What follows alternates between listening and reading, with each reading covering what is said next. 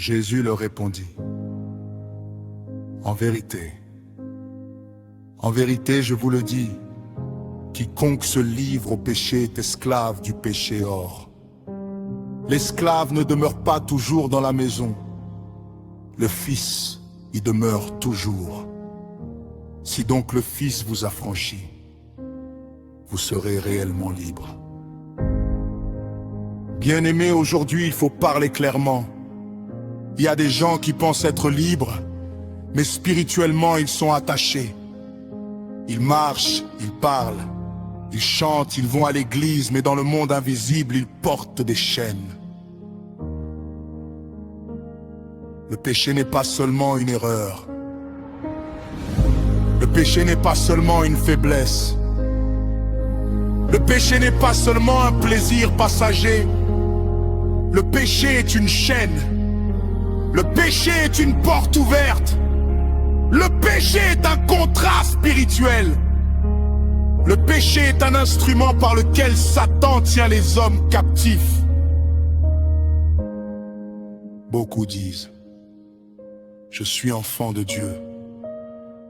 Mais Jésus dit, quiconque se livre au péché est esclave du péché.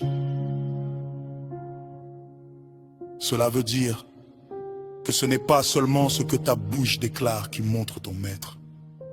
C'est aussi ce que ta vie pratique qui révèle à qui tu obéis. Un Satan ne commence jamais par les chaînes, il commence par la séduction. Dans Genèse 3, le serpent ne vient pas directement avec la destruction. Il vient avec une question, une suggestion, une confusion. Il dit à Ève, Dieu a-t-il réellement dit? Voilà le premier travail de Satan. Il attaque la parole de Dieu dans ton cœur. Il te pousse à douter de ce que Dieu a dit. Il te fait croire que Dieu est trop dur. Il te fait croire que Dieu te prive du bonheur. Il te fait croire que le péché va te donner quelque chose que Dieu ne veut pas te donner. Satan ne montre jamais la fin du péché. Il montre seulement le plaisir du début. Il montre la femme étrangère, mais il cache la destruction du foyer. Il montre l'argent facile, mais il cache la honte et la prison spirituelle. Il montre l'alcool, la drogue, l'impudicité, la pornographie, la corruption, les mensonges, mais il cache les chaînes qui viennent après. La Bible dit dans Jacques 1, 14, 15.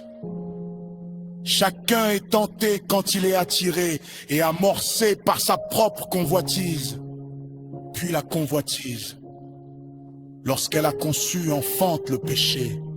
Et le péché, étant consommé, produit la mort. Voici le processus. La convoitise attire, le péché enferme. Puis la mort détruit. Le péché promet la liberté, mais il produit l'esclavage. Le diable dit toujours, fais ce que tu veux, tu es libre, profite de ta vie. Personne ne te voit. Mais après, la personne découvre qu'elle ne peut plus arrêter. Elle dit, c'est la dernière fois. Mais elle recommence. Elle pleure après avoir péché, mais elle retourne encore. Elle demande pardon, mais elle retourne encore. Elle promet à Dieu, mais elle tombe encore. Pourquoi? Parce que ce n'est plus seulement une action. C'est devenu une domination. Romains 6,16 dit, ne savez-vous pas qu'en vous livrant à quelqu'un comme esclave pour lui obéir, vous êtes esclave de celui à qui vous obéissez? Donc, celui à qui tu obéis devient ton maître. Si tu obéis constamment au mensonge, le mensonge te domine. Si tu obéis constamment à l'impudicité, l'impudicité te domine. Si tu obéis constamment à la colère te domine. Si tu obéis constamment à la jalousie te domine. Si tu obéis constamment à l'orgueil te domine.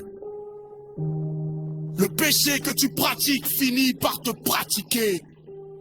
Le péché que tu contrôlais finit par te contrôler. Le péché que tu cachais finit par te tenir en captivité. Crois, celui qui pratique le péché se place sous une domination spirituelle. 103:8 dit clairement: celui qui pêche est du diable. Car le diable pêche dès le commencement. Le Fils de Dieu apparut afin de détruire les œuvres du diable. Ce verset est sérieux. Il ne dit pas que celui qui tombe se repent et revient à Dieu et rejeteur, mais il parle de celui qui pratique le péché, qui vit dedans, qui l'aime, qui le défend, qui refuse de se repentir.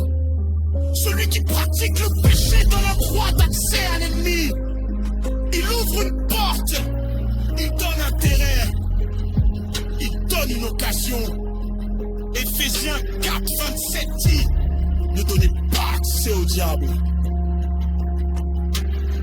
Cela veut dire qu'un homme peut donner accès au diable par sa conduite, par le mensonge, par la haine, par le manque de pardon, par l'impureté, par l'orgueil, par l'idolâtrie, par les pratiques occultes, par la désobéissance volontaire. Le péché est comme une chaîne que Satan met à ton cou. Au début, tu crois que c'est un collier, mais un jour, tu découvres que c'est une laisse. Il tire et tu suis. Il commande et tu obéis. Il te suggère et tu exécutes. Tu penses jouer avec le péché. Mais c'est le péché tu jouais avec ta destinée. 4. On peut être religieux et encore esclave. Les Juifs à qui Jésus parlait dans Jean 8 étaient des personnes religieuses. Ils connaissaient Abraham, ils connaissaient la loi, ils connaissaient le temple. Mais Jésus leur dit: quiconque se livre au péché est esclave du péché. Cela veut dire qu'on peut connaître la religion et ne pas connaître la liberté.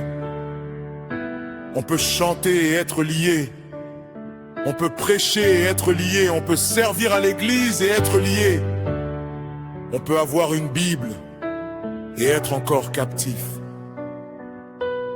Ce qui libère, ce n'est pas seulement la présence à l'église. Ce qui libère, c'est la rencontre avec Jésus-Christ, la repentance sincère et la vérité reçue dans le cœur. Jean 8:32 dit: vous connaîtrez la vérité, et la vérité vous affranchira. La vérité libère, mais le mensonge enchaîne, et Satan est le père du mensonge. Jean 8 parle pas dit: il a été meurtrier dès le commencement, et il ne se tient pas dans la vérité. Satan ment pour séduire, il séduit pour faire tomber.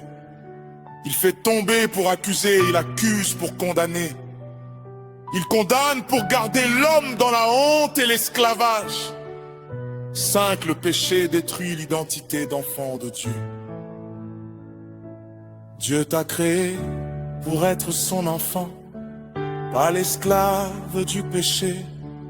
Dieu t'a créé pour marcher dans la lumière, pas pour être dominé par les ténèbres. Dieu t'a créé pour porter sa gloire, pas les chaînes de Satan.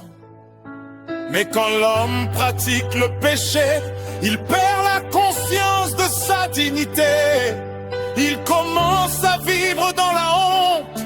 Il se cache comme Adam. Il fuit la présence de Dieu. Il perd la paix. Il perd la joie.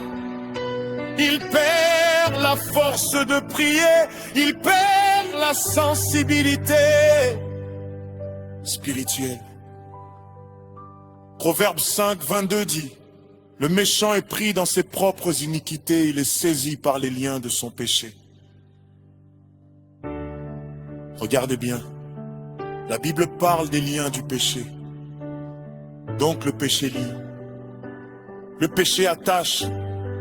le péché emprisonne. Une personne peut avoir les mains libres physiquement, mais être attachée spirituellement. Elle peut avoir une belle apparence, mais être prisonnière intérieurement. Elle peut sourire devant les hommes, mais pleurer devant sa conscience. Si Satan utilise le péché pour voler, égorger et détruire, Jean 10 dit, le voleur ne vient que pour dérober, égorger et détruire. Moi je suis venu afin que les brebis aient la vie et qu'elles soient dans l'abondance. Satan ne donne jamais gratuitement. Ce qu'il appelle plaisir, il le transforme en prison. Ce qu'il appelle liberté, il le transforme en esclavage. Ce qu'il appelle secret, il le transforme en honte. Ce qu'il appelle opportunité, il le transforme en piège. Il vole la pureté. Il vole la paix. Il vole la communion avec Dieu. Il vole les foyers. Il vole les ministères. Il vole les destinées. Il vole de Dieu spirituel. Puis il égorge. Il affaiblit la vie spirituelle. Et enfin il détruit. Il pousse l'homme loin de Dieu. C'est pourquoi il ne faut jamais minimiser le péché. Le péché que tu refuses de tuer aujourd'hui peut tuer ta destinée demain. Cet Jésus est venu pour briser les chaînes. La bonne nouvelle, c'est que Jésus n'est pas venu seulement pour pardonner les péchés. Il est venu aussi pour détruire les œuvres du diable. 1 Jean 3 dit, le Fils de Dieu apparut afin de détruire les œuvres du diable. Jésus est venu pour briser les chaînes. Jésus est venu pour ouvrir les prisons. Jésus est venu pour libérer les captifs. Jésus est venu pour enlever la corde du cou. Jésus est venu pour retirer les chaînes des mains. Jésus est venu pour restaurer l'identité des enfants de Dieu. Ésaïe 61 dit, l'Esprit du Seigneur, l'Éternel est sur moi, car l'Éternel m'a oint pour porter de bonnes nouvelles aux malheureux. Il m'a envoyé pour guérir ceux qui ont le cœur brisé, pour proclamer aux captifs la liberté. La liberté véritable ne se trouve pas dans le péché. La liberté véritable se trouve en Jésus-Christ. Si donc le Fils vous affranchit, vous serez réellement libre. Pas libre en apparence, pas libre seulement le dimanche, pas libre seulement devant les hommes, mais réellement libre. 8. La vraie repentance brise l'accord avec les ténèbres. Il ne suffit pas de regretter, il faut se repentir. Regretter, c'est dire, je suis désolé parce que j'ai souffert des conséquences. Se repentir, c'est dire, Seigneur, j'abandonne ce chemin, je reviens à toi, je renonce à ce péché. Je refuse de servir Satan. Acte 3, 19 dit, répentez-vous donc et convertissez-vous pour que vos péchés soient effacés. La repentance ferme la porte que le péché avait ouverte. La confession expose ce que Satan voulait garder dans le secret. Le sang de Jésus purifie ce que le péché a ressali. La puissance de Saint-Esprit fortifie là où la chambre était faible. Proverbe 28, 13 dit, celui qui pêche ses transgressions les prospère point. La puissance du Saint-Esprit fortifie là où la chair était faible. Proverbe 28 dit: celui qui cache ses transgressions ne prospère point, mais celui qui les avoue et les délaisse obtient miséricorde. Il faut avouer et délaisser. Pas avouer seulement, pas pleurer seulement, pas promettre seulement. Il faut abandonner. 9. Le péché doit perdre son trône dans ta vie. Romains 6,12 dit: que le péché ne règne donc point dans votre corps mortel. Le problème, ce n'est pas seulement que le péché existe. Le problème, c'est quand il règne, quand il commande, quand il décide, quand il gouverne, quand il devient ton maître. Le péché ne doit pas régner dans ton corps. Le péché ne doit pas régner dans tes pensées. Le péché ne doit pas régner dans tes désirs. Le péché ne doit pas régner dans ton téléphone. Le péché ne doit pas régner dans tes relations. Le péché ne doit pas régner dans ton argent. Le péché ne doit pas régner dans ta bouche.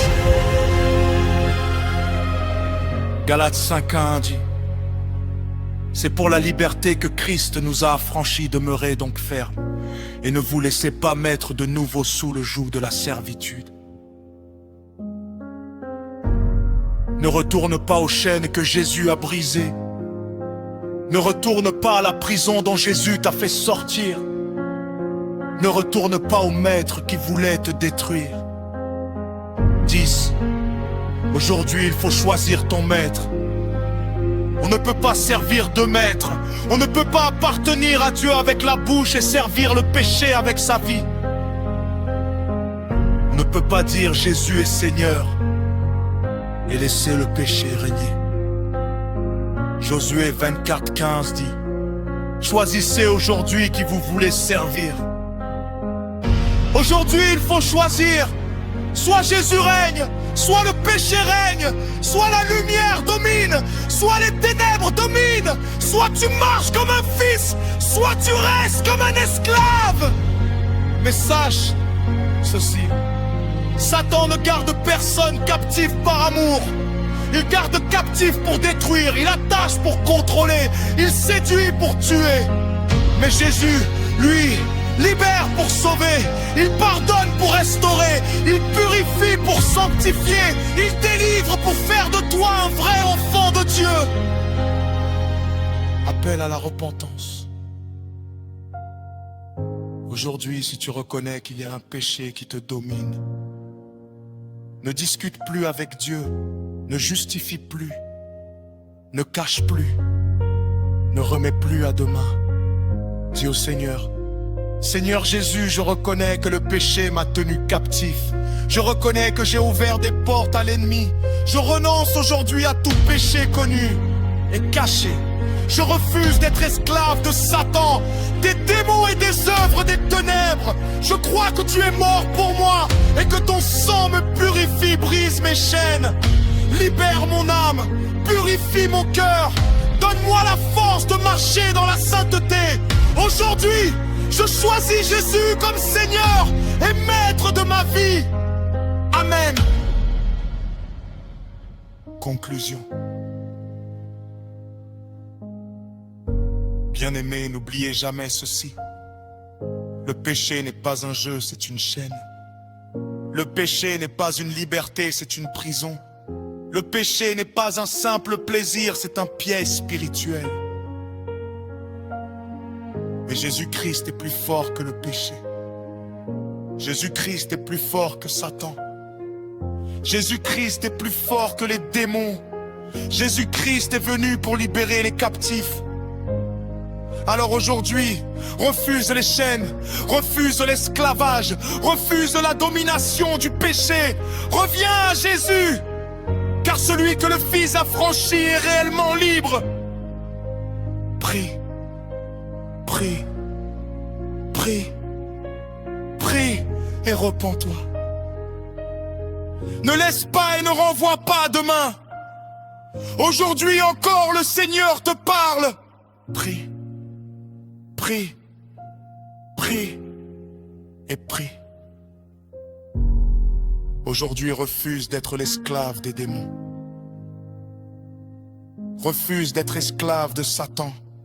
Refuse d'être esclave de Satan. Libère-toi des chaînes qui sont sur ton cou. Libère-toi. Au nom de Jésus, libère-toi des chaînes de Satan. Tu es enfant de Dieu libre. Pourquoi gardes-tu encore les chaînes au cou? Satan veut te garder captif et se moquer de toi. Fuis les chaînes. On te voit et on croit que voilà un chrétien, alors que tu es un esclave que Satan traîne à gauche et à droite. N'y a-t-il donc pas de Saint-Esprit en toi? Refuse les liens, refuse les chaînes, libère-toi des chaînes au nom de Jésus. Sois libéré au nom de Jésus.